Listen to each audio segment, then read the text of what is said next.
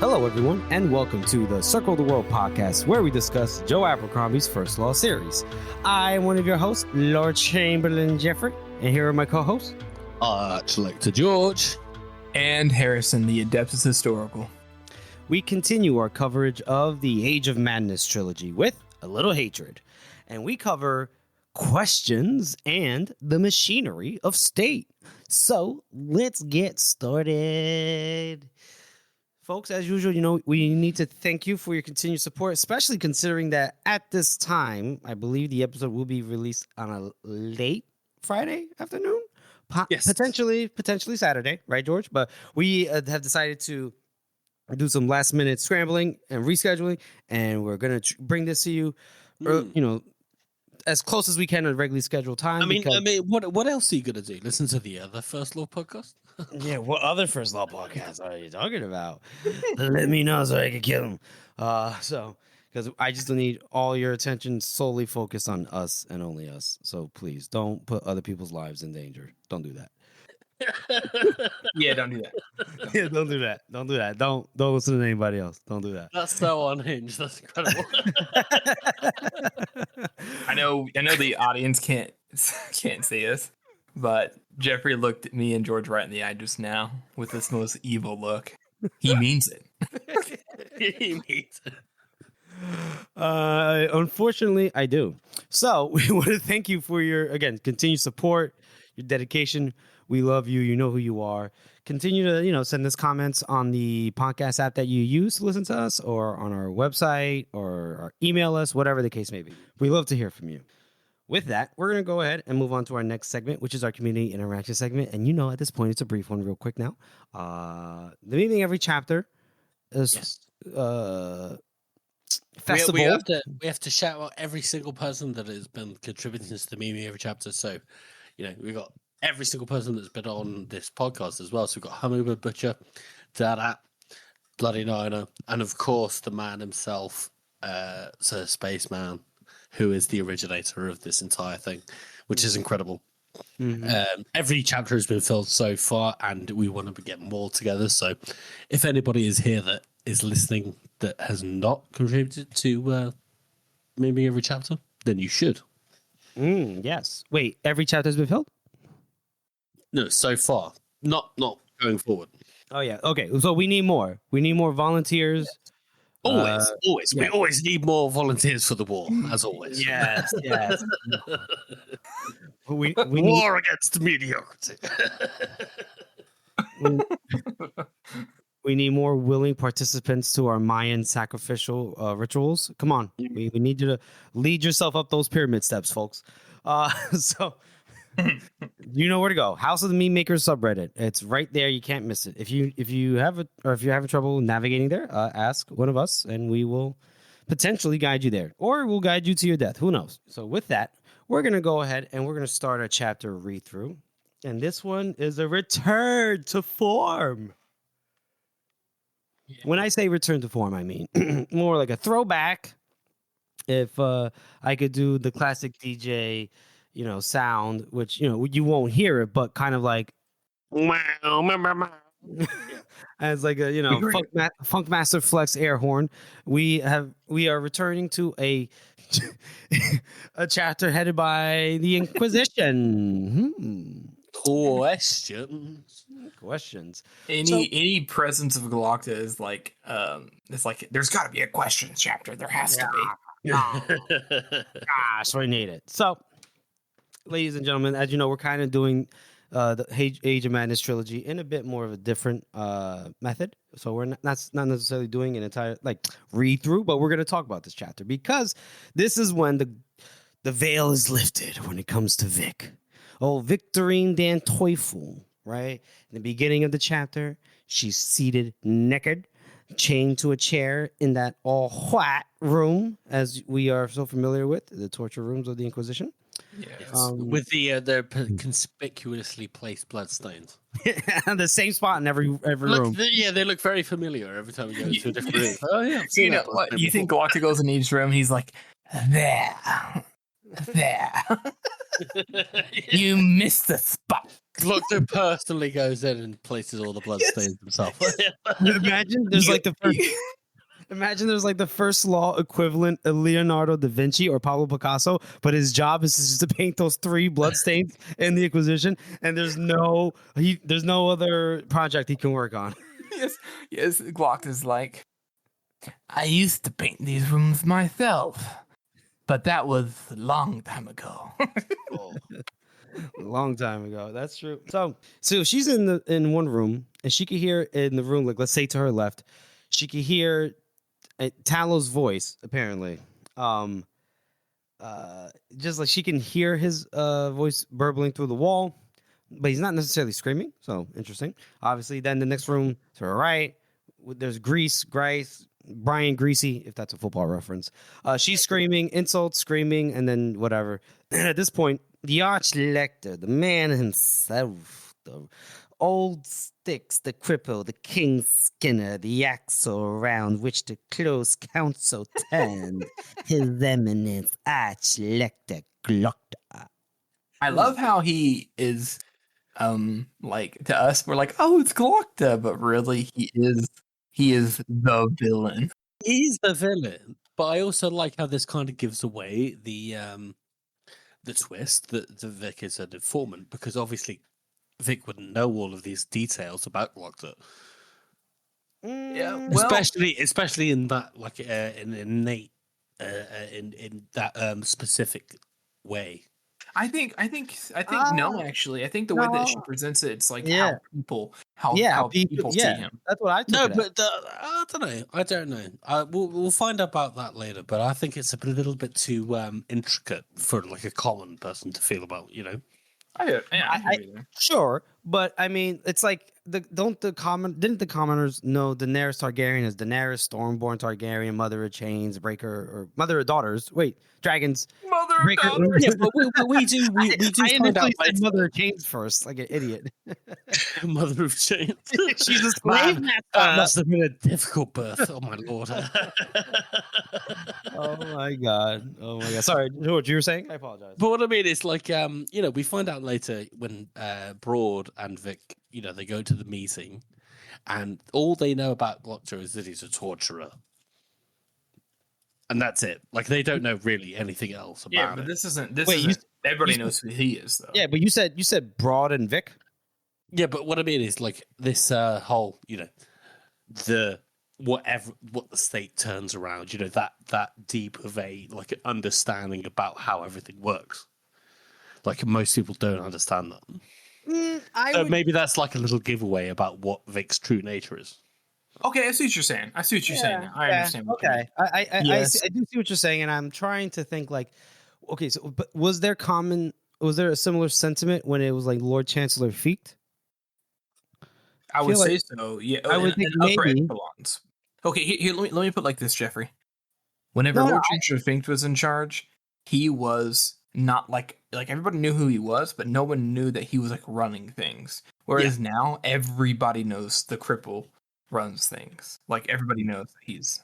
And then I think that is obviously like that's related more to the fact that Baez had just been around for the last 28 years, whereas prior with Ficht, like no one really saw Baez. It's just so. Yes. I mean, that's also a good point as well. Like, Baez chooses a different kind of person depending on what kind of task needs to be taken out. Like, right, the time Baez's like time scale is like 20 years, 30 years is nothing. Right. So we're gonna pick Ficht, who's a chancellor. He's the basically like holds the purse strings, and he picks what is going to get funded. Whereas now it's the Archlector, and before it was the Archlector, because it was a harder time and you needed to crack down harder. Mm-hmm. That's true. Yeah. Yeah. Okay. So obviously, as George alluded to and everything, we find out that Vic is actually an informant. Not only an informant, she's an inquisitor. So she likes to inquisit. Damn it. I will say too, just as I know we keep stopping, but like when she's sitting in this room, she's also like butt ass naked. Yeah. And they're just like, I don't know. There is something like, I was thinking about it more this time. Psychological, her being like who she doesn't really know how long she's been in there. because she's been in there long enough in this blank white room that she can't really tell. And it's when she goes, "Oh, should I just piss here, or should I wait?" And it is, and before we find out that she's an Inquisitor, it means something different to when we find out after. Yeah. Like after, it's just like, oh, is that just convenient? Should I just have a piss here? Whatever, doesn't matter. No. Yes, right. Yeah, Like, I'm gonna die. May as well get this over with, right? Yeah. So are you like, do you know that like that's normal Inquisition practice, right? Is to strip them of all their clothes. Oh yeah, standard. Okay. No, I didn't know if Harrison remembered or not. That's all. But yeah. So I mean, they like they've known each other for quite some time. It seems like Glokta must have rescued her from that same camp, right? Was it the same? So Toyful? No, it's not the same camp in England. Same camp. Well, it could be, but I mean, there are other camps in England. I mean, it's kind of like saying, Castamere. I'm kidding. I mean, when West goes to the camp in England and sees those kids like stumbling over a fucking cart, that could have been Vic. You never know. It could have been. Yeah, it could have been. It's just kind of like, whatever. It's open-ended, which is great. That's what we love about Joe. Joe loves his work open-ended, and you can just assume whatever you want. Whatever fits your narrative the best, Yeah. Whatever floats thy boat. I have a feeling he probably would just send them all to the same camp. Why would he do that? That's a really big camp. Well, but no, he only arrested like, let's say, including families. Okay, 15 people. I feel like this is a null point. Glokta doesn't decide which camp they get to go to. He just goes, "Oh, you're a criminal." You know what? They hand them off to the the department or whatever. There's like a whole logistical system and everything. All right, but either way, she's in the camps, and somehow Glokta found her because she was there for 12 years.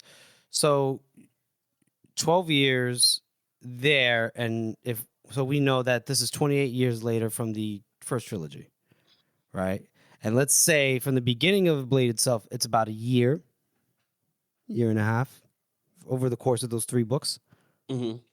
So that means she has been working for Old Sticks for 16 years. I would say roughly that makes sense. Yes. Yeah. So she's been screwing over a lot of people over those years, I'll say. Well, go ahead, Harrison. Go ahead. I see your face. I'm just saying, she, big psychology is, pretty complex. So I do think that she screwed over a lot of people, but if there's one thing you learn in the camp, it's learn that you side with the winners. Okay, I'm just saying. Yes, I know. I'm fucking with you. I'm sorry. That's the first time we really hear that sentiment as well. Like, we should side with the winners. Yeah. Side whatever, like the side that will guarantee her survival, right? But continue with the chapter, Jeffrey. Yeah, no, I mean, again, not really reading through this. It's more like, let's talk about it. So, I mean, what other things that like kind of stuck out to you? For me, it's kind of like, I like the fact that when Glokta says, should I turn around when Vic is getting dressed? Ooh. And she's just like, no, it's okay, because obviously, like, I've bared everything, like my soul, not just like. Everybody knows what it's like to be naked in front of somebody. It's a very vulnerable state to be in, but that is the state that Vic is always in. Yeah. Vic is always in the state of being vulnerable to her superiors. Yeah. And I think that's the important thing that gets through in this chapter. Yeah, because it's the same, like, what's like the thing she says about lying? Just pretend. The best lies are the ones where you actually don't really lie a lot. So she feels naked all the time. She feels like she's like Glokta can see right through her no matter what. But even when I think it was mentioned when he talks about Sybil, and he goes, "I know you two were involved," and she goes, "Of course he knows. He knows everything." She twitches in almost the same way that Glokta does as well. Yeah, and then Glokta, she goes, it felt like Glokta just saw right through her bullshit, where she goes, "Oh, no, it was no big deal. It's fine. He killed himself in front of me." I really like that Glocta is softer here Yeah. than he was at the start of the original trilogy. He's significantly soft. So that I think that's the right. I think I really like that conversation back and forth there because she mentions that to him and she's like, no, it's just like it's business, like it's fine, like it's just good business. And he's like, well, let me clarify something. He's like almost like her father figure in a way right here. He's like, if you were in love or if you weren't in love, well then you're a better agent than I thought. Yeah. And if you were in love with him, then you're more loyal than I thought. So it's a win-win. It's not a bad thing to care for people. It's kind of what he's doing. It's like Glocta, even though he's using her in that way, he doesn't want her to feel the way he felt, which is interesting. Very interesting for him. Yeah. I actually think that maybe Glocta feels closer to Vic than he does to Savine. In certain ways, I think so. Maybe. Here's what I'll say. The Glock that we initially met in the Blade itself was very pessimistic, very cynical, nihilistic, hated everybody, right? For good reason, though. Sure. Well, but we did see character growth, and I would say it truly started like that internal growth with the conversation with West. I agree. Right. Then we see him making certain decisions based on a morality that he might not necessarily present it to us in the beginning of the Blade itself, like with Carla Dan Eider and before they're hanged and shit like that. He has a morality to him, and it's kind of like gotten developed throughout those 3 books. And so now, even though there's like that famous thing where he says, like even Savine repeated it during the fencing with Gorst, that all the guilt or empathy was tortured out of him and Gert Cool. Some of it came back a little bit. Well, I'll say that. He's not completely without. I'm saying he's not completely without empathy. Is what I'm saying. No, of course not. Yeah, and I think too, like even with like his little, I like his little practical minion. I was gonna bring him up too. Doyle or Dole, right? Dole.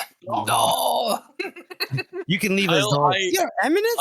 I also like his little soliloquy about or his conversation with Vic. Is like, you ask the little people what do they want, and they're just like, I just want a little bit more. And when you give it to them, what else do they want? What, a little bit more? And a little bit more, and a little bit more, and a little bit more. And I do understand that, because that's kind of true. That's a very real concept in real life, but it's also very fucking evil. It is very evil. But it can be used for evil purposes, and that's exactly what's happening here. Yes. Yeah. Almost intentionally. Almost as if it's literally intentionally. Glocta is being evil on purpose so that he can incite a rebellion. So yeah. Yes, I had a good line for this too. God damn it, George. Never mind. We get 2 little Glocta. Do your line, Jeff. No, I was gonna say it's almost like someone's weaving a tale, but I like how Galacta's conversation with her too, and like Vic's point of view. Like each time I read these books, there are certain characters that stick out more to you. And for me, it's Vic instead of Age of Madness, because she's like constantly on like fight or flight mode, but she thinks she's not. And that constant drama and everything she talks about too, she's older than she feels like she acts older and all this stuff like that. And it's because she's fucking between the camps and her stressed out lifestyle. It's fucking her up. But she basically is, this whole time, she's not trying to play Glocta. She's treating him like a boss.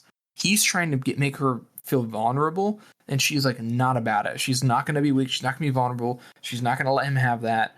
And I respect that too. But also, it's so interesting to see how the whole time, as she does almost everything, but here in particular, she's trying to lie to herself while telling other people the truth without lying. So I don't know. It's very complicated the way her brain works. And I think that this whole section here, it does a really, really good job at showing that, with her being kind of afraid of Glocta while also showing gratitude to him. It's very, very interesting. I feel the same way. I feel like this is sort of a mirror of the way that Glocta felt about Archlector Salt in the first book and the second book. Yeah, but totally not agree. in the same. Obviously, Mm. there isn't a single character relationship that you can point to that is exactly the same as a character relationship in the first trilogy, or even in the standalones, because Joe is so good at mixing and matching all of these different character Yes. traits. Yeah. But I do feel that is probably the closest allegory that we can get to.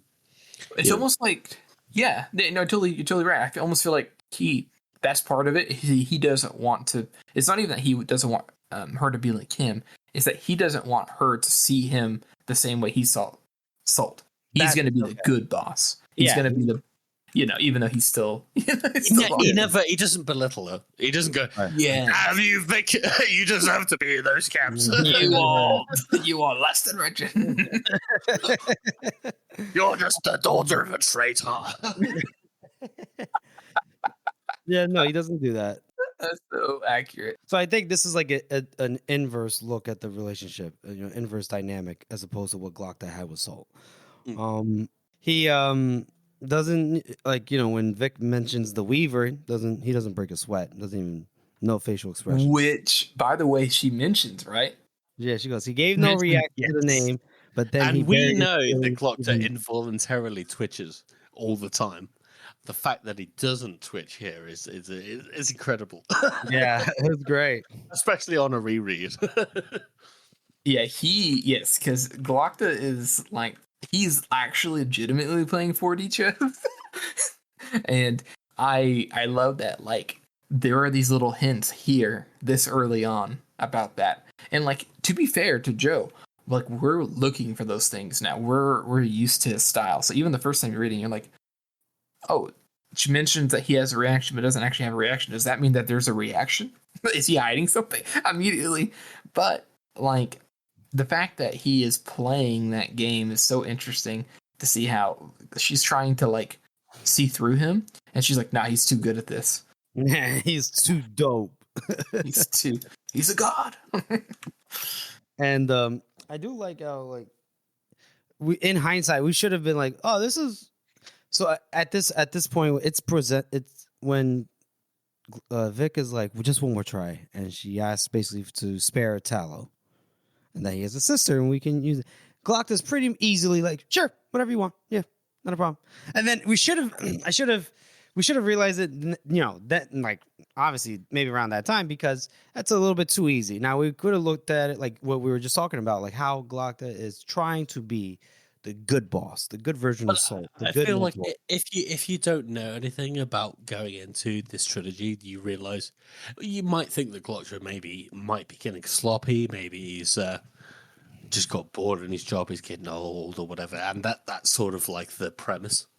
Mm-hmm. And then when you know what's actually going on, all of the decisions that he makes sense. Yeah. So we know that Tallow is a double agent. Yes. Triple agent, if you like. Yes, I think too, like, that's part of it. That's a good point, George. I also think too, like I think this whole scene shows too Vic's psychology and how it relates to Glockta, but also, like, it shows that Glockta, and what the rereading it, doesn't actually need to have this conversation with Vic. He's doing it more for her, to, like, check up on her and see what she's up to, see how she's actually feeling. You know what I mean? Maybe that's out of sense of guilt. Yes. Because he knows that really Teufel and his family did not deserve to go to the fucking camps for nothing. Yes. You know what? Doing some minor fraud, maybe. Minor fraud. That's hilarious. Maybe major fraud, but even major fraud doesn't deserve fucking hard labor, Well, what if it's hardish labor? Hear me out. Hold on. Hear me out. Any kind of forced labor is bad, Jeffrey. Don't you get all communist on me. Oh, shit. Well, I mean, more technically, more capitalist, because we get forced labor from prison. Oh, yeah, no, you guys are the only people that the capitalist nation that do hard labor, don't you? Wait, you guys don't do hard labor? No. You just send them to prison? That's it? Work duty is completely voluntary here. Oh, you guys are better than us. Yeah, you guys are the only one that still do chain gangs. To what? Chain gangs. Oh my god, I forgot about. Holy shit, that's right. Yeah, no, you still do that. Yeah, I think they do. So you know what? I will not talk about that then. Um, I I was go ahead. Go. You were gonna say. Go ahead, George.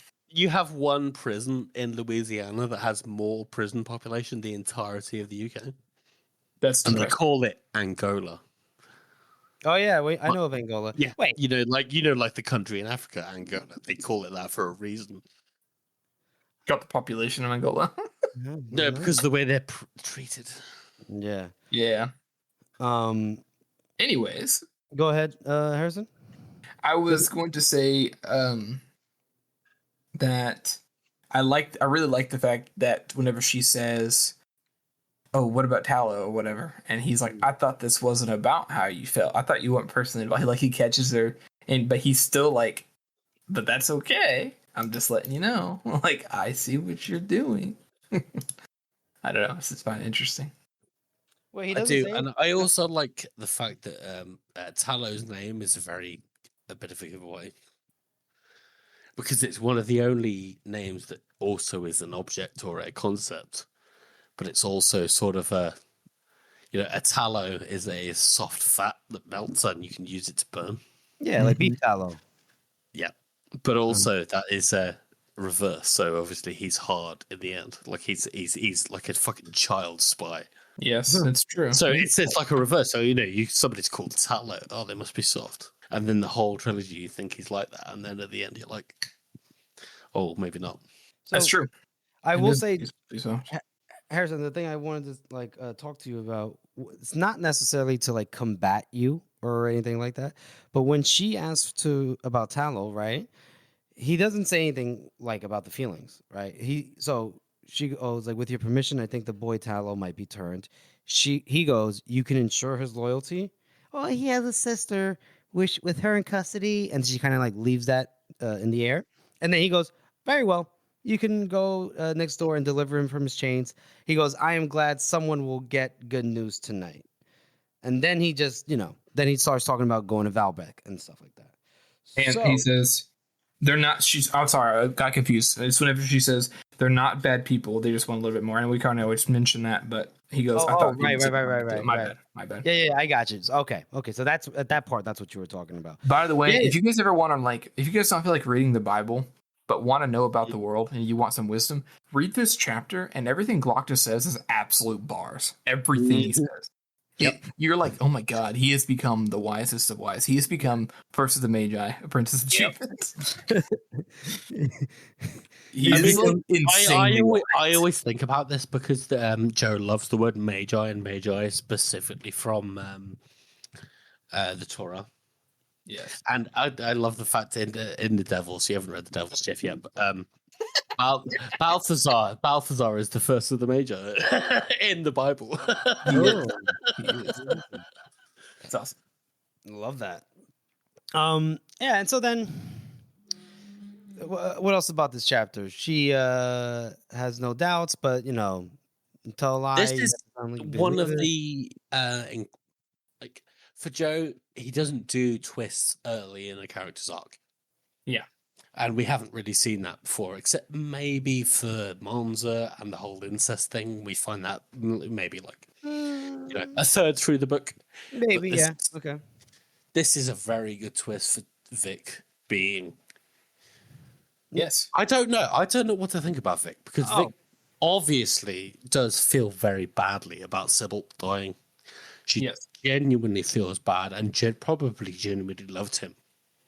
Yes. I agree. And she genuinely wants to save Tallow from his fate of what she went through. Yeah. But at the same time, she still serves this awful system. Mm-hmm. So where do we land on that? Well, listen, man, she's doing what she can. I mean, Glockta served the same system. What do you mean, George? You mean like, is she like bad guy kind of thing? Like, where's she fall in that way? I mean, I don't. At this point in the book, I feel like she's a bad person for doing these things. Well, like you say, Jeff, she's doing what she can, but a lot of bad people do what they can and still do bad things. Yes.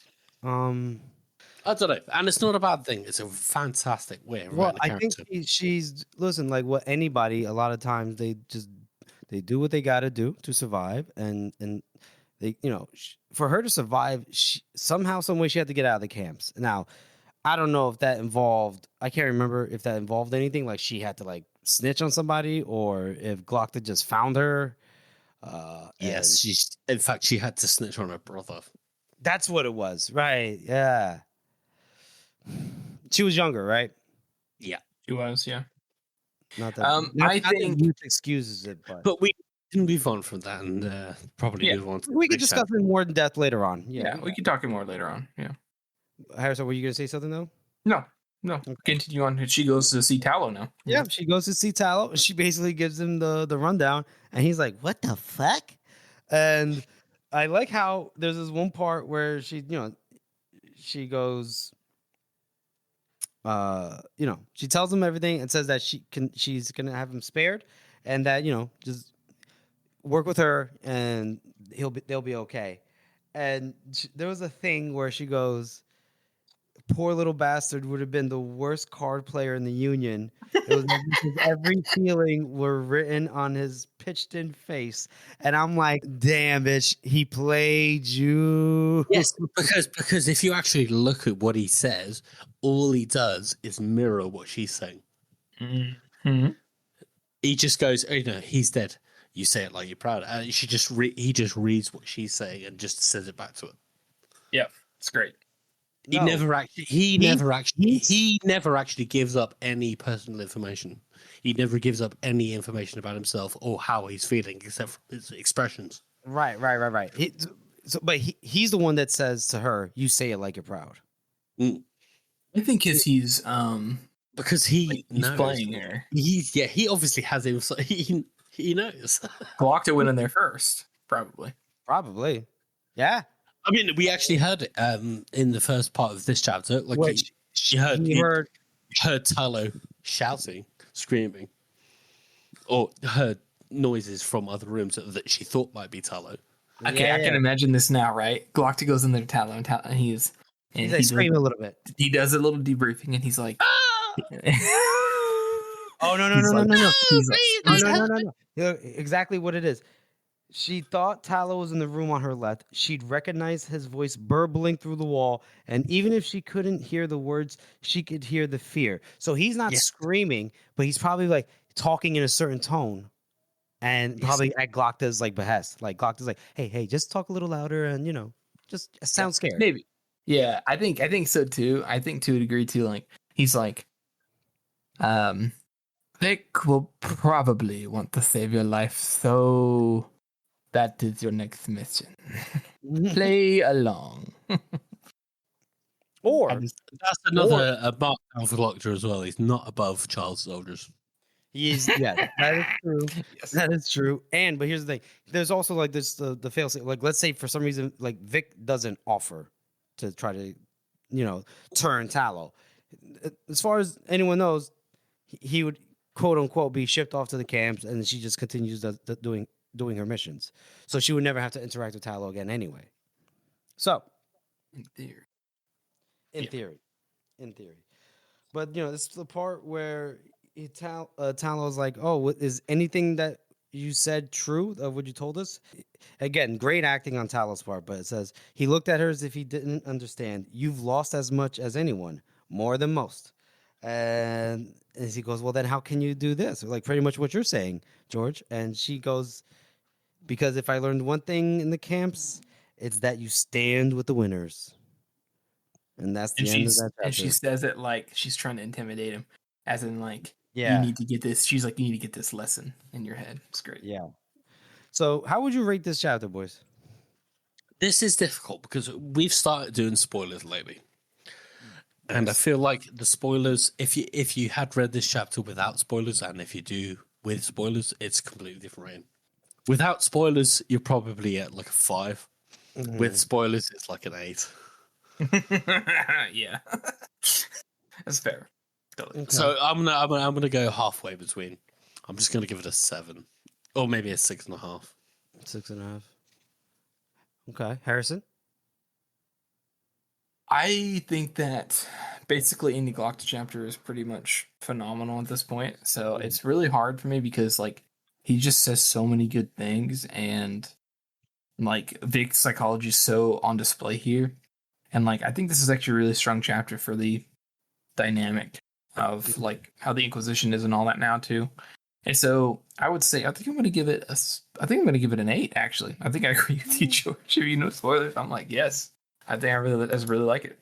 Yeah, I really like it. It's a good chapter. Good look into Vic's mindset. Like you said, her thought processing, right? And obviously we get to see Glock, the good old Sticks, King Skinner. Six. So I'll give it a 7 and a knuckle. I really like the chapter, you know, especially like looking back on it with what we know. And again, I'm going off of like, I don't know how many times you two have reread this trilogy, but I've only read it the once. So I'm going off memory from what I remember. So fair. So yeah, 7 and a knuckle for me. And we'll move on to our next segment, which is our best meme of the week. Georgie boy, that's you. Take it away. So this week we have a cross post that was an incredibly it was a very, very popular post on Reddit from Alternate History Hub, which is an incredible subreddit. If you have subscribed to that already, it's just a little fun whatever. But somebody uploaded a photo or 2 photos that are obviously AI or Photoshop of Trump as if he had no hair and a beard. And somebody, and this is Melody Master 5656, immediately clocked that is bias. Right away. That is immediately, look at that and you're like, that is crazy. That's bias. So, what I need, Harrison, you know what I need from you. Go ahead and read the comment from Ashad Nafi. Okay. We're going to pull back up. There. Oh, I did have a part pulled up. Uh-huh. I was the first apprentice, the first of Jubins, great guy. He was a tremendous guy. But Canadians came along and he made a mess of things. Gloostraw had a very low IQ. Even his dad knew he wasn't very smart. I always said it. Left him with nothing. And then we have Gloostraw is Alex Jones. Gloostraw is Alex Jones, and then the one below, Nuka Wolf says Alex Jones would definitely open up a portal to the other side in order to stop the globalist neocons. I'm telling you, my dad, he left me. He turned all the devils gay. I'm telling you. No. I bet you. In the first Ptolemy really liked me. In the first law, it's the deep union. The deep union. We gotta get him out. We gotta get him out right now. I'm telling you. Wait. God damn it. You already know the first law. You know Alex Jones. He's like, whatever. He's like, turn the Shanka gay. It's just. The Shanka, they're all gay. They're all gay now, right? I'm telling you, right? Before they were cannibalistic. Listen, no, just listen to me. Listen to me, man. I'm telling you. It's pretty good, George. I'm not gonna lie. Pretty awesome. I have watched Alex Jones way too much just for the laughs. Yes. Donald Trump, we've already kind of talked about it a bit. You know, when we do there's so many things. I mean, he's just such a easy to impersonate individual to throw him at anything. Everybody always gets the joke. It's great. Oh, and you know what? Hold on. Feckless Fool, his comment is one of the main things why I had a big problem with Age of Madness, because again, just logically doesn't make sense. I'll read his comment. Feckless Fool says, well, Baez does come off as a moron with how he has his bank bankrupt the country he founded that serves as his seat of power instead of having his bank help said country by bankrupting other countries and funding more wars to conquer the world. I have so many things to say about that, Jeff. Okay, I have a lot more thoughts on that. So we don't want to get too in depth because we can talk about Baez a lot, like all day long, basically. But the main thing I think we need to realize, first of all, we have a representation in real life. Why the fuck does the Federal Reserve do what it does if it's fucking over our country? Okay, that's number one. Number two, Baez is a human being. Number three, he does not directly oversee Valen and Bulk. He just tells it to do shit. Number four, he has checked out after Kalu died or whatever happened to Kalu. He checked out. That's indicated here in the inside of the beginning of the Trouble with Peace. He talks to Orso and he's like, yeah, everything used to matter more. Kind of just don't care anymore. And when the only reason he's running around in the Solar Society and he's just having a good time and he's just like fucking around. Yeah. Like it seems like he really doesn't give a fuck. Okay. I'm not gonna get. Go ahead, Harrison. If you want to finish your thought. Last thing I was gonna say is like he's not that he's like, oh, I'm incompetent, I can't do anything, but like he literally talks about how like he just doesn't care as much anymore, and the only reason he now is at the end of the book starting to care again is because he's got an enemy. He gets to take back. He's a goal. He's like a human being. He loses motivation. He just lost it. So he stopped paying as much attention. He stopped doing as much. And to be honest, he's always been hands off. Lord Chancellor Fink died, and it took Baez like 2 years to get shit back under control. Because to him, it's not that much time. Yeah, exactly. When Logan first gets to the fucking Great Northern Library, he's like, "Oh, I've got to get down to the Union. I've been away for like 70 years, and I've just got to get down there and figure out what's going on again." And he's surprised when he gets to the Union, and nobody recognizes him. He's like, "Man, yeah, it's me. I'm Baez." I think people have forgotten that Baez, his whole character is great because he's so human. Yeah. It's not a good comparison, but he does absolutely look. Trump as bald with a beard looks like Baez. He looks like Baez. Yeah. Okay. So all I'll say is we can have a whole nother discussion about this like later on. I see your point. I'm not gonna get into it, but I don't see it that way. I have a okay. We'll talk about it more. Yeah, we'll talk about it more. But I am on the side of what the fuck was his name? Feckless. If we ever need to make a clickbait video on YouTube, Trump is Baez! Oh my god. Anyway, but thank you to Melody Master 5656 for that great. It's just great because as soon as we all know who we're thinking of, and yes, you're right. Absolutely. I mean, fuck. Absolutely. Oh god. Very good. Well done, sir. Or well done, Melody Maker. Sorry, didn't want to. Fair enough. So with that, we'll move on to our second chapter read through, which is the Machinery Estate. And this one is our boy Orso. He's feeling excited. He's ready to get this plan going. This expeditionary force, a battalion, Bremer Dangors, 5,000 men. The thing is, he just needs to find officers and have to find the men and recruit them and pay them and all that stuff. And immediately we get to see our old good friend Brint, Lord Marshal Brint, mm-hmm.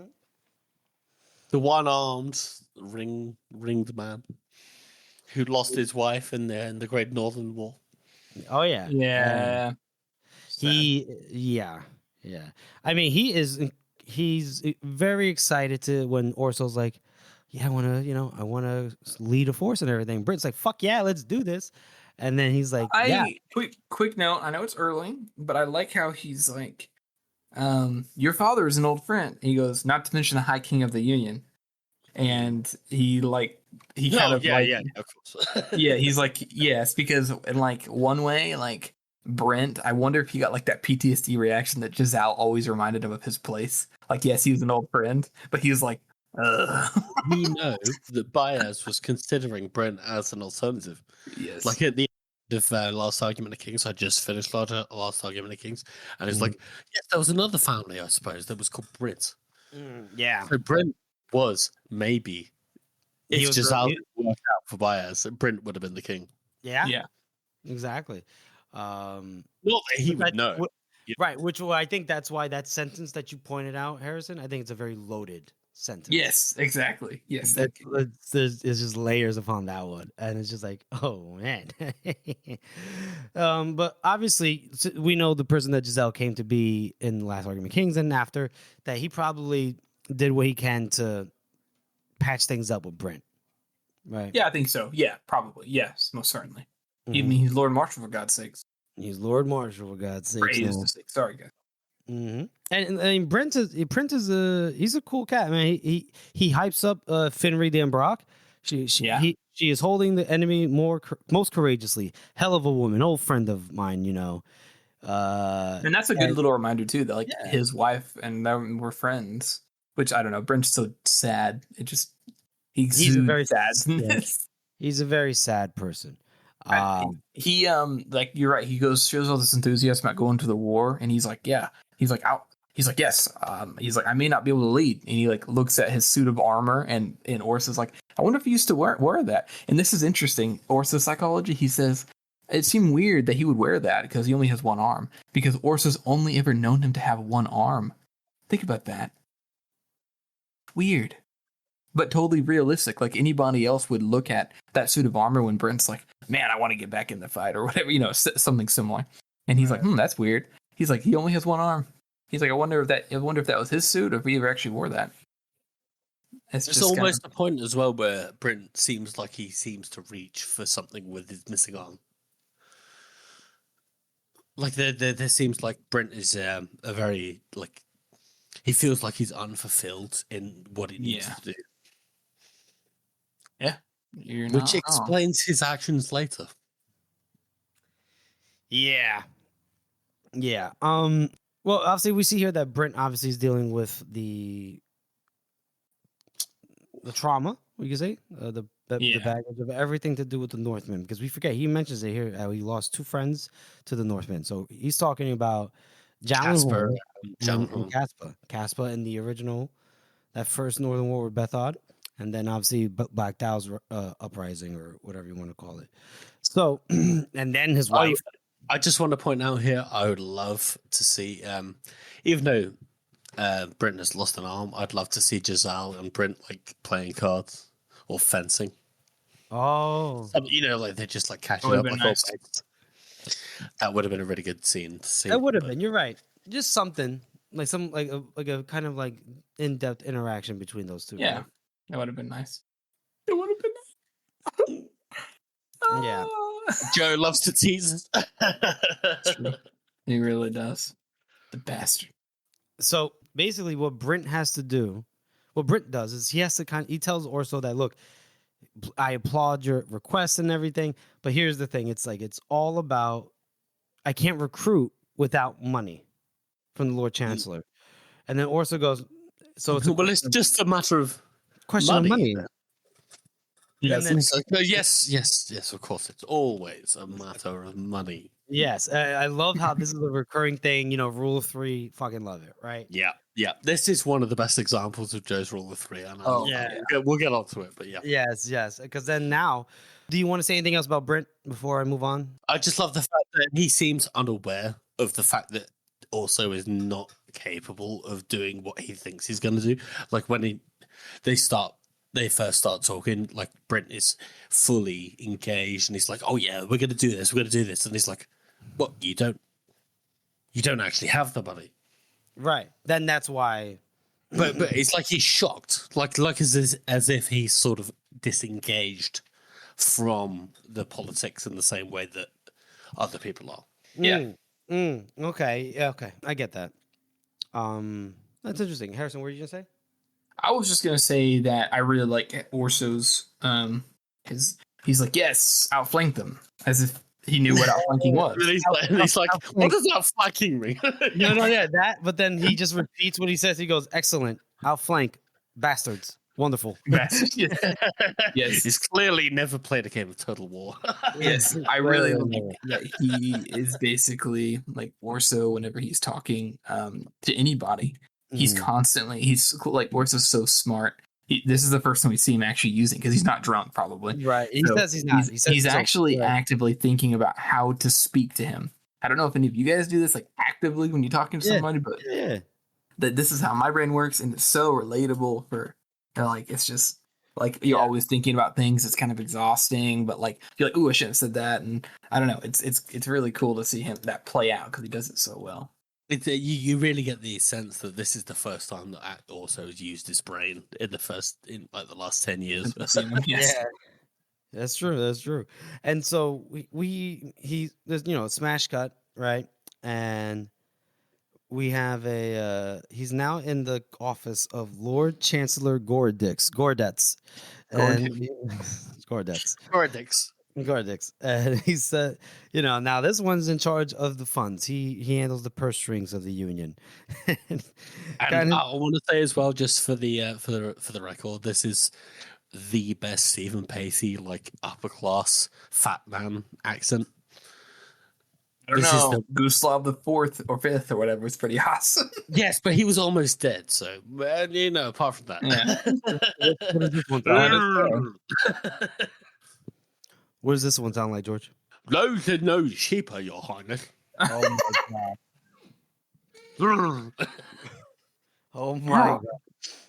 You can really feel how his jaws a weight on his voice. That's crazy good, George. Good shit. Thank you. I'll do a fat man voice well because I am a fat man. Oh, shut up with that, George. Jesus Christ. You're gonna make me smack you silly. Anyway, Right. so I like all right when I see you in person next time. So we get some I like how we get some background lore of the union, right? Where he goes over the past 20 years, Giselle, encouraged by Her Majesty Queen Therese, has fought for 3 wars in Styria for the sake of his birthright, the Grand Duchy of Talons. And I like how Orso jokes like, "Well, can we call that middle one a draw?" I love how Gore Dix, I can't get over that, Jeffrey. Is like we could, but not in a money sense. He's like so chill. Gore Dix is awesome. He's like, we could, sure, we could.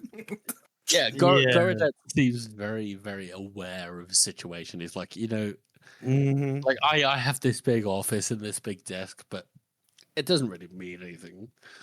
So, you're looking at me, you're sat over there, and you're the heirs of the throne, but I can't really do anything for you. Sorry.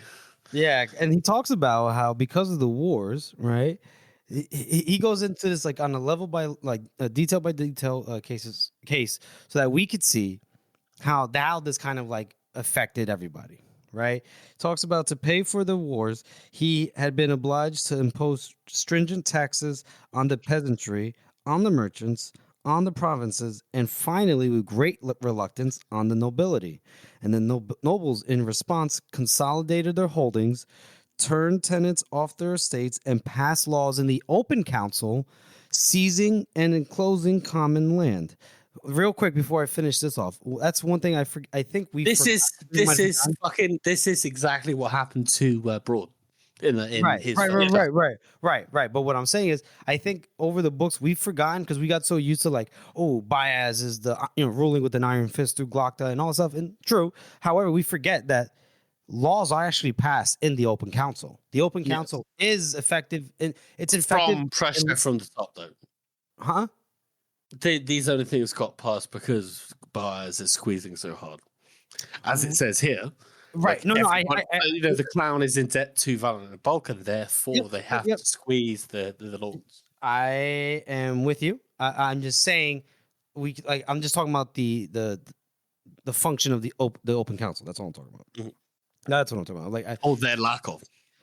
Yeah, but I'm saying they do pass laws, and obviously it affects the peasantry. So that's what I'm saying. I'm like, we might have forgotten about that. So there's that, coming to play here too. Aside from, like you say, George, the squeezing of Baez through violence. You make a good point, actually, Jeff. That the whole squeezing of the open council and putting pressure on the open council is a big factor in what comes in the story later. Yes, and it might be hubris on the side of Baez when, I know at the end of the original trilogy, or even during the original trilogy, he talks about putting the nobility in their place. But I mean, even at the first, it's in literally the first opening paragraphs of Before They're Hanged. Something like that. Right. Yeah, the king must put pressure on the lords so that they can squeeze the peasants for him. Right. But this is taking that to an extreme level, but that's the thing, isn't it? It's Baez imposing a very old way of thinking on the modern world. Yeah, Yeah, and I guess we could get into that, but so Well, that's what apparently, this whole trilogy is about. So yeah. And he talks about how obviously the crown is incredibly indebted to Valent and Balk to the point where just the interest alone represents a significant proportion of the nation's expenditure, which is crazy. And so basically, it's he's almost like some countries owe more than their GDP yeah, than they earn.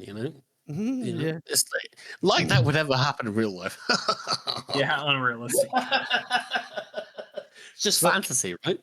Yeah, that's it. That's it. And so he says that he does all he is a glorified accountant. All he doesn't even set policy. And Orso's like, well, who does? And he goes, it's his eminence Ashlecta Glocta who takes the lead in setting the priorities of the close council. And then Orso goes, so it's a question of priorities then? And he goes, Your Highness, it's Your always- Highness. Always. It's always a question of priorities. Well said. Smash cut. Your Eminence, thank you for so much for seeing me at such short notice. it's Glocta. We got Glocta back-to-back chapters. I fucking love this. And his door always stands open to him. And I like how Orso, he tries to make a joke and he goes, "Must cause a hell of a draft." And Glocta's just like, yeah, nice. I like how Glockta actually favors him with a smile, though. Like anybody else. Yeah. So he talks about That's that yawning gap they're talking about. no, Hey, nice. well, just cut that out when you can. Yeah, just cut that out. So Orso does he launches into the spiel. He wishes to lead the expedition against the Northmen in England. And he goes, I applaud your patriotic sentiments, Your Highness. But this is a military matter. Maybe you should raise it with Lord Marshal Brent. And he goes, yeah. So he talks. It's a roundabout route to Lord Chancellor Gordix, who led me in a roundabout route to you, and I followed the power. Anybody that's talked to tech support or any kind of customer support, this is exactly the way it goes, isn't it? You get pushed off to somebody else and pushed off to somebody else, and they just tell you the exact same thing over and over and over. That's true. It's exhausting. And then he tells him that his father has given him leave to go, and Lord Marshal Brink can supply the officers. What he is lacking are the men, more precisely, the money to pay and outfit the men, 5,000 to be precise. And Glockta just, he sits back a little bit and he's like, okay. And he goes, do you know my daughter, Your Highness? And he immediately gets a boner. Oh, yes, I know your daughter, sir, yes. He's like, I think I met her once at a party, maybe? Is it Serene? Is it Serene? This is what I want to know from you guys, though. Do you reckon Glockta knows? No. From what I remember, The whole context of the whole book, do you reckon he knows? I don't think he does. I think 50-50 shot, honestly. There's a blind, there's always, everyone has a blind spot. And for Glockta, it would be his daughter, his, adopted daughter. That's why he reacted even with the same kind of horror that Artie did when I was like, oh shit, they're banging. Oh fuck. Oh no! We don't actually see Glockta's reaction at all for that. We see Artie's reaction and we see Teresa's reaction, and that's it. Okay, dog. Glock does a lot of things. He absolutely is. He ain't gonna sit back and let his adopted daughter bang her brother. Come on, man. Do you reckon? I reckon. You reckon? Hey, there's a couple of things that we kind of I want to point out real quick. I'm reckoning right now. Yes, go ahead. Just go for it. One of them is the fact that he's like, there's this great line. He's like, how did such a horrible, horrendous man produce someone as fine as Sabine? Which is fantastic because he didn't. Orso wondered yet again how this monstrous remnant of a man could have had a hand in producing something so altogether magnificent as his daughter. Yeah, you don't need to cut it out. So the other thing I like to point out too is that Orso is somebody. He's the definition of wasted potential, right? So he's got like this line he says really early on, he's talking to him. Let me see if I can find it real quick. He's like, he introduces himself and he says, oh, yes, right. He's like, well, you need to talk to the military. Glockter's like, okay, kiddo, you can talk to the military. And he's like, well, I followed the power to your door, which stands always open to me, like as you just said, which is very clever. And Glockter has to be like, yeah, but even he Orso knows he has to realized- talk to him about it now. He but- can't push him off. It's Yeah, great but- because I like Wait. that because Orso's intelligence is played into it. It's like his first time of actual intelligence we get to see, I think. Yes, but he does realize that he probably is like he needs to learn how to navigate people better because he saw that the Archlector's left eye twitch and Orso inwardly cursed. He goes, these flourishes of cleverness never did him the slightest good. He would get further with powerful men if they thought they were indulging an idiot. They probably were, after all. So we see that with him and Giselle as well. So yeah, and Harrison, your point is correct in the sense that him being sober, he's navigating this, and he's trying. He has a very quick wit about him, though. Yeah, it's a very natural thing, and so he's just got to learn to temper that when dealing with powerful people. Yeah. But I just want to say as well, we do get a little bit of Glockter as the Weaver here as well. When he says to also, it's like, change your highness at a pace and of a kind that has never been seen before. An order that has stood for centuries, buckles and twists, traditional barriers, however we might to shore them up, collapse like sandcastles before the tide. Mm-hmm. So we see him literally saying to also, like, what his plan is, essentially. Yeah. Yes. And I do like, too, like, he's, like, basically, the main gist of the conversation is, in a roundabout way, he goes, listen, son, I would actually, Glockter, and especially Pacey's voice acting is so good here. He's like, I would genuinely love to do the right thing. He doesn't talk about just saving England. He says, I'd love to do the right thing, but we can't because there are other things that need attention first. Because like you said, George, he's basically telling him his plans without actually telling him. He's like, listen, I'd love to. Like, I love the fact that you genuinely want to help. I think that's awesome. But we can't do that because my plan, it would interfere with my plan. So, and that sorry. Throughout the chapter, the fact that Glockter has made this decision, but nobody has ever been able to question Glockter's decisions. That then filters back through Gardetz and then through Brent. So, like that, and that is a really good, like, I don't know.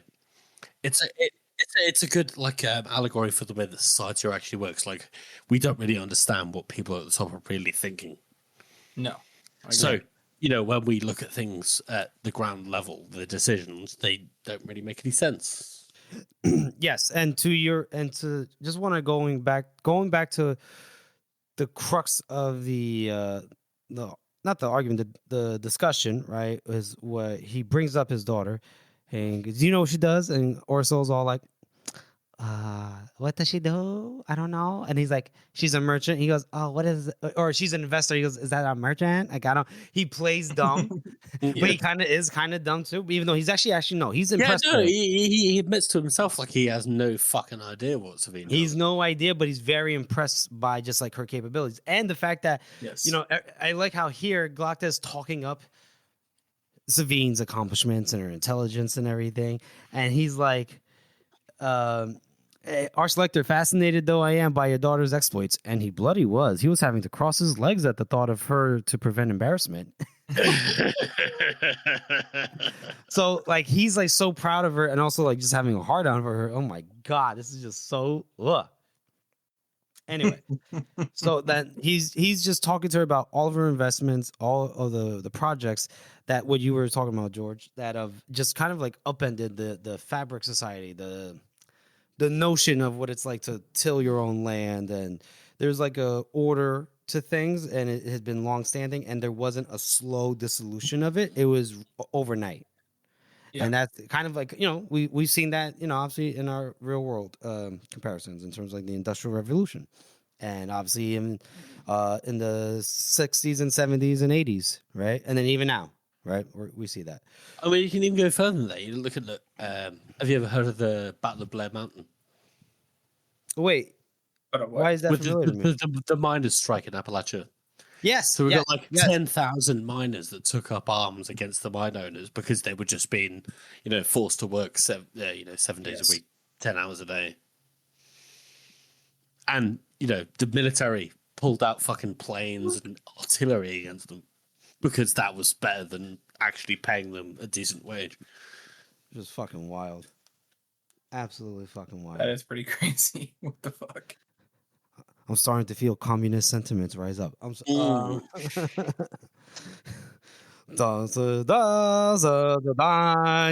don't even know how to say that song.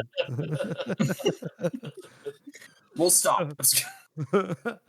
I do like when he's telling her the thing where he goes, where Glockta tells Orso, I'm sorry, where he goes, there's disloyalty everywhere, treason everywhere. People love to say that things have never been so bad. And Orso's like, oh yeah, they do. And then Glockta goes, but things really have never been so bad. And Orso's like, oh. He's like, oh, yeah. I see. Okay. ooh. That's rough. And through like all the stuff, and then I like how what the thing. Oh, this is what I was pointing out, George. What you were saying, where he goes, "I wish we were free to do the right thing." At this moment, when he says that, the Archlector looks up at a huge dark portrait on the wall. Some fearsome bald bureaucrat of the past, maybe Zoller. It was. Oh, we know who that is. So, and then obviously Orso, I guess he does the thing where he finishes his conversation with him, where he goes, "So it's a question of politics then?" And Glockta's like, "Your Highness, it is always a question of politics." And then, there's a bit of a cut, and Orso's playing cards with Yolk and Tunny, bemoaning the failure of the day. And he bullies Yolk a little bit when Orso talks about how, and it makes sense now why it seems like his dad is pretty much ineffectual. Yolk says it out loud. Yolk says it out loud. Yolk also fucking pins him against the wall. And it's like, I get to bully my dad, not you. Yeah, no. Which is I love the that. number one thing that makes him just an entitled child, Yeah, and then I like how Tony goes, "There's no point in bullying that idiot. He's an idiot." And then Yolk's as much as I hate Yolk, yeah. Yeah, Yolk's like, I'm stupid. So basically, they're talking about it, and Tunney tells him, he's like, "Look, what you need to do is frame it as a bet. You need somebody that has money, ambition, patience, someone who will see a few favors from you down the line as a solid gamble." And then Orso's thinking about it. He's like, "Rich, ambition, patience, ambitious, patience." He's like, or maybe an investment. He's like, "Pass me that pencil." And he takes a little thing, he writes something out, hands it to Hildy, who's there too. And she's like, "Take this to the usual place, an invitation to Swarbeck's office." And it's like, interesting. Wonder where this is going to go. I love that Glock is basically the one who gave him the idea. Yeah. And I like, how Hildy's always negotiating. He offers her 12. She asks for 20. He gets it. She gets it. And then, because she's never wrong about numbers, by the way, because she's keeping track of how much Orso owes her. We all love Hildy. Hildy is she's gold. Oh, we love Hildy. We do love Hildy. And then, as she leaves, Yolk is like, "Oh, well, how are we going to play with a card missing?" And he goes, you manage it without looks, wits, or money. You can manage without one card." And that's the end of that chapter. So, boys, how do you rate it? Do you want to talk about anything we might have skipped over? I think this is actually one of the best, in-depth chapters that we get, especially for the build-up here in the first. I think this might be the best chapter of part 1. This might be the best chapter of part 1. I think it's. I'm gonna give this a 9. Straight up 9. Shit. I love the way that everything is so in-depth and so intercrossed, especially with what we find out later with Glockta. Orchestrating this whole thing, bringing down the Union, and also actually trying to build himself up in a certain way, even though he's not really adept at it. Like, he's still trying. And also the whole thing with his relationship with Safine, even though that becomes really incestuous, Unfortunately. Yeah, it's very unfortunate, but yes.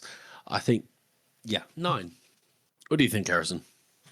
I agree with you. I was also going to rate it really high, and I think you're totally right. I think that the combination of the subtext in the conversations, the different perspective, like, he's going around to the different people. It's really, really good for just real life. It's so relatable in so many ways for that.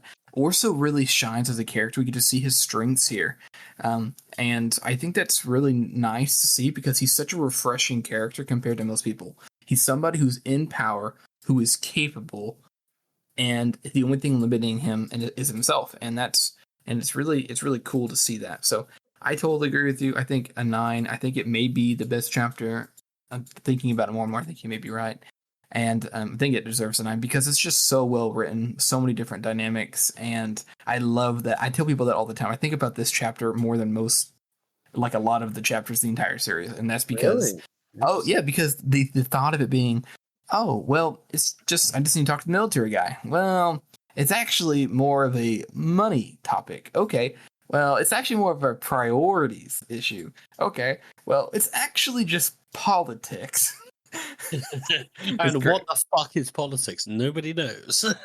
It's fantastic. I think it's just done so well for that reason. So, yeah, 9 for me. I'm gonna see, Jeff. This is why we like this book. We know that you don't really like the Age of Madness that much, but maybe you're getting to see now how. Oh no, I think this is an excellent chapter. I'm debating, do I do the trifecta? Because I had a number in my head, but I'm like, oh, you do what you want. Man. Do not go with the peer pressure. No. I'm just wondering. I don't know if have I even given out an 8 and a knuckle yet. I don't think for little hatred yet. No, you don't. We don't have a limited number. You can do what you want there. No, I know. I'm just asking if I give him. Anyway, all right, 8 and knuckle. It's gonna be 8 and knuckle. That's the number I had in my head. Really, nice. Really enjoyed this chapter. To both of your points, I don't really have anything to add to the points you've already said. But what I do like is you both have mentioned the subtext, and I think what I really like is besides the subtext of what you're talking about, like Harrison, when you talked about how things operate. I also like the subtext, especially on a reread once you've gone through the trilogy, right? And even someone like me that I haven't read this Age of Madness since 3 years ago or whenever we started this podcast. It was right before then. The subtext of Orso's interactions with Brent at the beginning. Yeah. Of what he eventually does, right? Is it at this time he's already involved with the burners and the breakers or whatever the fuck, right? Yeah, we never. And the candlestick makers. Yeah. The what? The burners, the breakers, the candlestick makers. Candlestick makers. Wonderful. Love it. Oh my god, that was amazing. I love that. That was incredible. But thinking about it, even at the time, let's say he might have been already operating with them at this time, and he's still so gung-ho to take it to the Northmen that he's willing to obviously work with Orso. And I got to think about this, that whole plot is to get rid of the Giselle and Orso, right? We'll talk about that later, right? Or no? Should I cut that out? George, you cut that out? No, I mean that's the the leading theory that Glockto is trying to get rid of Giselle, but my theory I'm is talking about Brent. Oh no, sorry.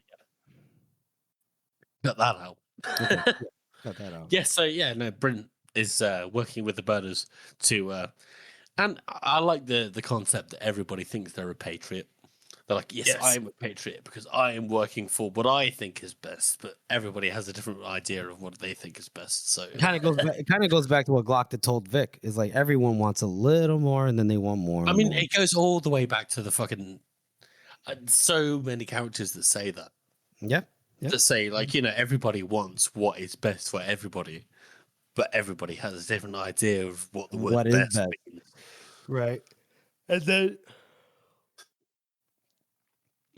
sorry. And then the subtext of well, there's not a lot too much subtext with gore dicks, but obviously that's like just like that's just how the union's political mechanisms work, right? That's just how it Yes. works. And that all he is a glorified accountant. So even though he manages the purse strings, he doesn't really dictate where it goes. He just has to figure out the finances to make certain policies. Are you telling me that Goradix dictate? He does not dictate, unfortunately. And then obviously the subtext with Glocta, right? Where we have the thing about obviously how the system is set up and the people are suffering and there's not much he can do, yada yada yada. But just the conversation between Glocta and Orso, especially where it goes, do you happen to know my daughter Savine? And he's like, whoop, hold tight. And in his head, he does know. He's like, oh, I don't have to worry about my body found floating by the docks. But he goes like, I still don't want to piss this guy off. And Yes. and like his affected acting, I don't, what's a merchant? Like, what is that? Savine, Serene, Sabine? Like, what? You're right. It is hilarious. It is really, really good. And then it's really nice. I mean, it's like it's fucked up. But to see Orso like so proud of Savine and so proud that it makes him so horny, he's like, oh my God, stop. Bro. This is what makes this relationship, which is obviously cursed from the get-go. It just makes it so profound that these people have found each other, even though they're fucking half brother and sister. They still fucking love each other in a way that is more probably wholesome than anybody else in the union. Yeah. And we don't even get to that. Let's not get into that word just yet until the next chapter. Because obviously it's at the end. Yeah. But that's crazy too, man. Oh my God. But here's the thing. Here's what I do want to point out is this is a completely almost different Orso than what we saw when we were first introduced to him. And it's almost like that thing where it's like, he's high. He's high on his fucking own. Like he has a purpose. He has a purpose. That's it. And it is fueling him in a way which is like, wow, this guy, he's just trying to do something. Now, you could say, oh, he's doing it for selfish reasons because he just wants to feel self-fulfilled. I mean, a lot of the times it's like, if the act is good, then fuck the reasons sometimes. Yes. The act is good. So, Aiden and Knuckle for me, really, really enjoyed this chapter. Nice. This is something that gives me high hope for the rest of the book. We'll see. In terms of my, my not altered perspective, but just like I'm trying to come at it with an open mind. Yeah. We appreciate that. And for our last segment, we are going to just jump right into our character spot. Boys, who are we going to shine the spotlight on? Lord Chancellor Gordon Dix.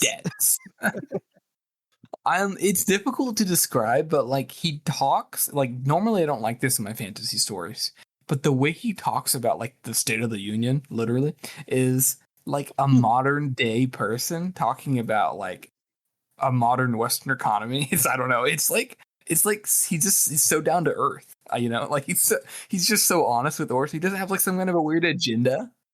He's the only thing he does do is he's like, I'm just basically an accountant and a glorified accountant, barely that. And then like Orso looks around at his office and he's got like gold marble. But I do love that he's like, I'm glorified accountant and barely that. That's such a down to earth line. I just love that. I mean, even the way that the prose is describing these things, like his decorations aren't gold; they're gilded. Yes, Gilded versus golden is a very like important distinction. It is, right? So, like, true.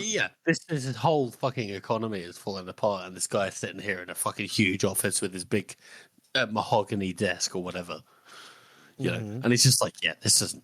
Yeah, he doesn't mean anything. But this guy knows what the fuck he's about. That's and true. He's just trying to get as fat as possible before he dies. He's not looks maxing. He's weight maxing. What? Okay. And I love how he's one of the only people. Like even Glocta is scared to talk about like how Valent and Bulk is so influential, but like of the state, and Brent doesn't talk about it. And he's just like, yeah, no, we fucking owe them fuck tons of money. Even the interest alone is a significant proportion. I love how like Pacey hesitates. He's like he paused, trying to calculate a proper word, an insurmountable. He's an incalculable amount or whatever. Like he thought that he's gonna give us a solid number. No, he's not gonna give us a solid number. I just love that. Yeah, I mean the guy's just trying to do a job and not doing great at it. But like he said, I think every Lord Chancellor before him, they fail at this job of trying to make sure that what goes out in expenditure is equaled by what comes in through taxation. Which at this case is like, man, if that's the case, then come up with some money making ventures on your own too. What the fuck, man? I mean, even in the prose itself, the I am afraid. What I see is beside the point that it's in italics, because he's like, yeah, it doesn't matter what I think, because I am just a middleman. Yeah, he says because he does. That's him when he's talking about like he doesn't set policy. It's just incredible, isn't it? There's very, very, very few self-aware people in this story, but this is one of them. And he gets like 3 pages. He gets like 5 lines, and that's it. So, will we ever see him again in this book? Or in the he probably gets topped off some tower at some point. Oh my god! It's a very big man to top off terror. Yeah, he probably made a big splash. Sploosh. Well, Gordix, we love you, and we hope you stick around. We hope that you survive because you are just a chill accountant. We hardly know ye, but we like to see ye some more. Yee. Yee. Absolutely. You're doing the best you can while being under crippling amounts of debt. And wait. Oh man, I am not looking forward to that stretch of Wisdom of Crowds. I might have you guys do those chapters without me. That's our show, everyone. We want to thank you all for listening and supporting this podcast. As you know, this is a passion project for the 3 of us, and your support means oh so much. Join us next week as we cover sore spots and full of sad stories. And make sure you follow us on all of our social media or shoot us an email at circleoftheworldpodcast@gmail.com. And if you haven't already, please subscribe to our podcast on Apple Podcasts, Spotify, YouTube, or wherever you get your podcasts from. And please make sure to rate and review us. Thank you all again for listening. Things have really never been so bad.